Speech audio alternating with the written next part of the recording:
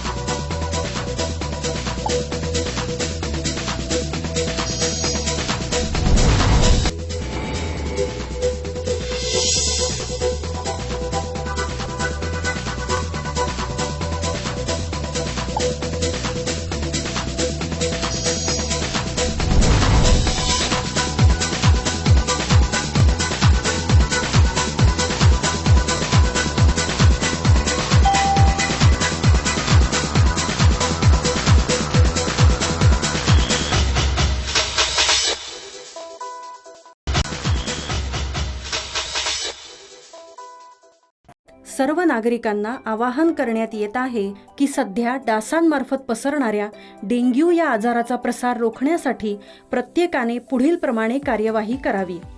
Dengue आजार Aedes aegypti हा डास चावल्याने होतो। या डासांची पैदास साचलेल्या किंवा साचवलेल्या स्वच्छ पाण्यामध्ये होते। 8 दिवसांपेक्षा जास्त दिवस पाणी उघडे व साचून राहिल्यास त्यात डास अंडी घालतात। अंड्यांच्या अळ्या तयार होऊन पुढे डास तयार होतात। यासाठी आपल्या घरातील पाणी साठे उदाहरणार्थ बॅरल्स, पिंपे, टाक्या, हौद, रांजणे इत्यादी दर आठवड्याला रिकामे करून घासून पुसून कोरडे करून पुन्हा भरावे। 1 दिवस कोरडा दिवस म्हणून पाळावा। पाणी साठ्यांना घट्ट झाकणे बसवावीत किंवा जुनी साडी, चादर, धोतर यांनी बांधून झाकून ठेवावीत। म्हणजे डास त्यात जाऊन अंडी घालणार नाहीत. घराच्या गच्चीवर, आजूबाजूला, अंगणात कोठेही पाणी साचू देऊ नये. भंगार सामान उघड्यावर टाकू नये.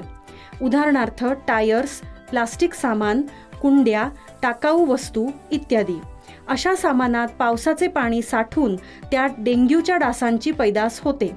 घरातील कूलर्स, फ्रीजच्या पाठीमागील ट्रे हे देखील वेळोवेळी कोरडे करावेत. लक्षात ठेवा, नुसत्या फवारणीने डास घनता कमी होत नाही, तर त्यासाठी डास पैदास ठिकाणे नष्ट करणे ही आपल्या सर्वांची जबाबदारी आहे. कोणताही ताप अंगावर न काढता जवळच्या शासकीय रुग्णालयात मोफत औषधोपचार घ्या. अशा प्रकारे नागरिकांनी सहकार्य केल्यास डेंग्यूचा प्रसार रोखणे सहज शक्य आहे.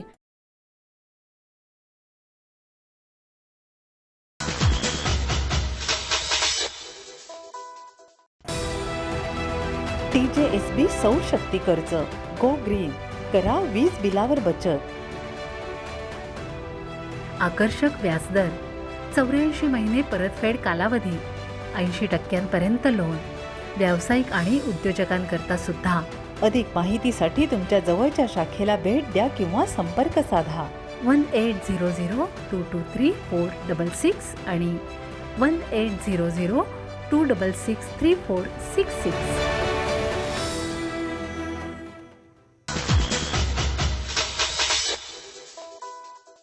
राजकीय पोळी भाजून घेण्यासाठी केंद्र सरकारने मराठ्यांच्या हिताशी खेळ सुरू केला आहे.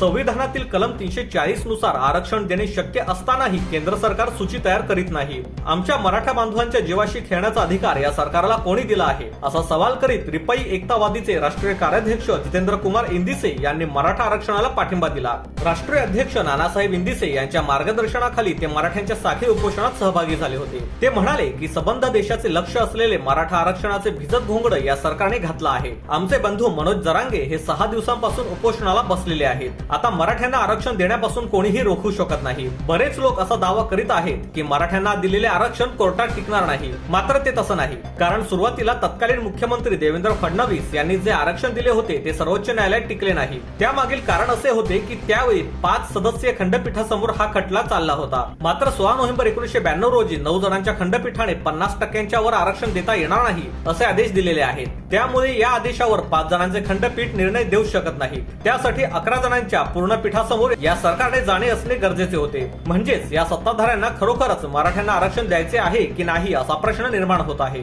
एकीकडे आपण सर्व आरक्षण मिळवण्यासाठी लढत आहोत. ज्यांना आरक्षण देण्यात आले आहे ते आरक्षण टिकवण्यासाठी लढत आहेत. मात्र सरकारने सर्वच कंत्राटीकरण करण्यास सुरुवात केली आहे. सरकारी शाळा, सरकारी नोकऱ्या संपविण्यात आलेल्या आहेत. कधी काही ज्या सेवा योजन कार्यालयातून नोकऱ्या मिळत होत्या ते सेवा योजन कार्यालय देखील बंद झाले आहे. दुसरीकडे ओबीसींचे राजकीय आरक्षण देखील संपुष्टात आलेले आहे. अशा स्थितीमध्ये आपण सर्व जाती समूहांनी एकत्र येऊन लढा उभारून कंत्राटीकरणाचा विरोध केला पाहिजे, असेही यावेळी इंदिसे म्हणाले. लोक बोलतात की मराठ्यांचं आरक्षण टिकणार नाही, दिलं तरी टिकणार नाही.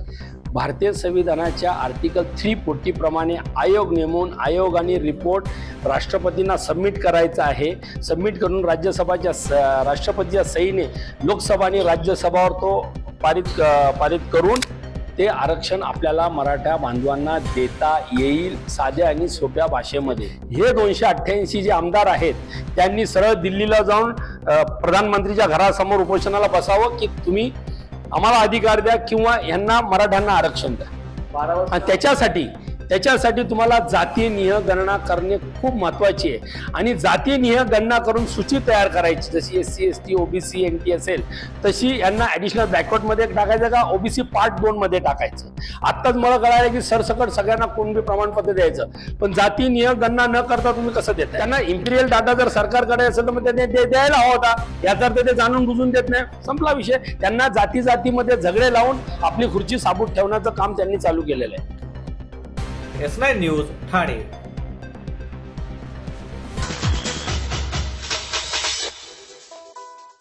येणारी लोकसभा निवडणूक भारतीय जनता पक्ष, शिवसेना व राष्ट्रवादी काँग्रेस हे महायुतीतील तीनही पक्ष एकत्रित लढणार आहेत. महाराष्ट्रात मिशन 45+ ही मोहीम आम्ही राबवणार आहोत. योग्य वेळी तीनही पक्षातील मुख्यमंत्री नामदार एकनाथ शिंदे, उपमुख्यमंत्री देवेंद्र फडणवीस व उपमुख्यमंत्री अजित पवार यांच्या नेतृत्वाखाली राज्यस्तरीय टीम, जसे राष्ट्रवादी काँग्रेसच्या वतीने प्रदेशाध्यक्ष म्हणून मी स्वतः, केंद्रीय नेते प्रफुल्ल पटेल तसेच दोन्ही पक्षातील केंद्रस्तरीय नेते हे एकत्रित बसून महाराष्ट्रातील लोकसभा जागेबाबत निर्णय घेतील व तो आम्हा तीनही पक्षांना मान्य असेल. दिवाळीपूर्वी मी महाराष्ट्र दौरा करणार आहे, तर दिवाळीनंतर राष्ट्रवादी काँग्रेस पक्षाचे राष्ट्रीय अध्यक्ष अजित पवार हे महाराष्ट्राचा दौरा करणार आहेत. या दौऱ्यातून महाराष्ट्रातील जनतेशी संवाद साधला जाणार आहे, अशी माहिती खासदार सुनील तटकरे यांनी ठाण्यात दिली. राष्ट्रवादी काँग्रेस पक्षाचे महाराष्ट्र प्रदेश अध्यक्ष खासदार सुनील तटकरे हे ठाणे राष्ट्रवादी काँग्रेसच्या मध्यवर्ती कार्यालयात कार्यकर्त्यांच्या भेटीसाठी ठाण्यात आले होते. यावेळी ते पत्रकार परिषदेत बोलत होते. मराठा समाजाला आरक्षण मिळालेच पाहिजे अशी राष्ट्रवादी काँग्रेस पक्षाची स्पष्ट भूमिका आहे. कायद्याच्या कक्षात न्यायालयीन निर्णयाच्या आधारावर मराठा समाजाला आरक्षण मिळायला हवे.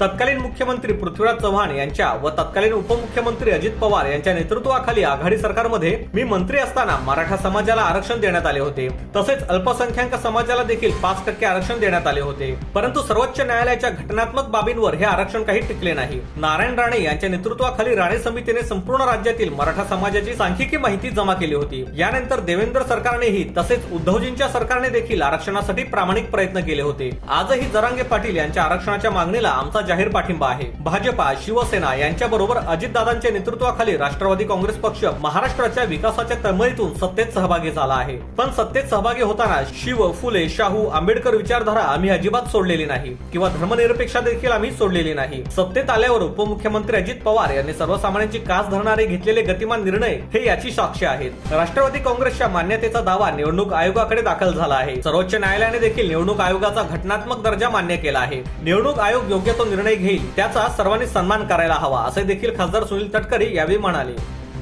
S9 news Thane.